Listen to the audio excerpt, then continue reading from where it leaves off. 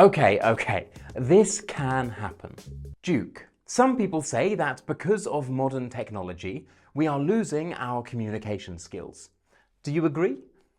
Well, I think that... Oh my god, excuse me? This is supposed to be a discussion. Hello? Why are you fixating on him? No one cares what he has to say. Talk to me instead. Monica, the examiner asked me. Yeah, I know, you idiot. But that's totally unfair. In part 4 of the C1 Advanced Speaking exam, the questions are generally directed at both candidates. However, the examiner may choose to focus on one candidate sometimes.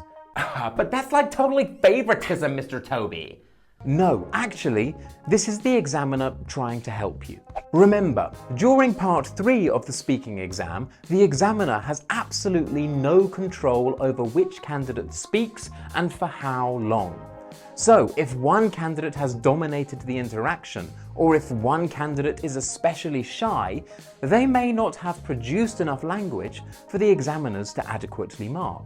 So here, the examiner has decided to focus on Duke to help him, to provide him an opportunity to speak so they can mark the language that he produces.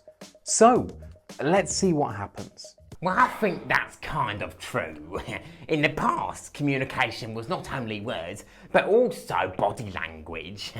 When you send a text or an instant message, you don't need to use intonation, facial expressions, or maintain eye contact.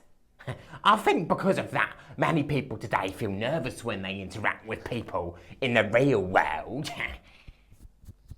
Monica, do you agree?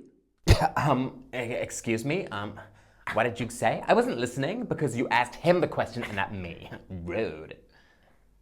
This is another common problem. Now, even if the examiner has directed a question at your partner, you could be required to comment on what your partner has said. And if you weren't listening, then you're not going to be able to do this. And you could lose marks for interactive communication. So even if the question was not directed at you, when your partner starts responding, you should be looking at them, you should be actively listening, and you should also be paying attention and thinking about what your opinion is in order to answer the question in case the examiner asks you.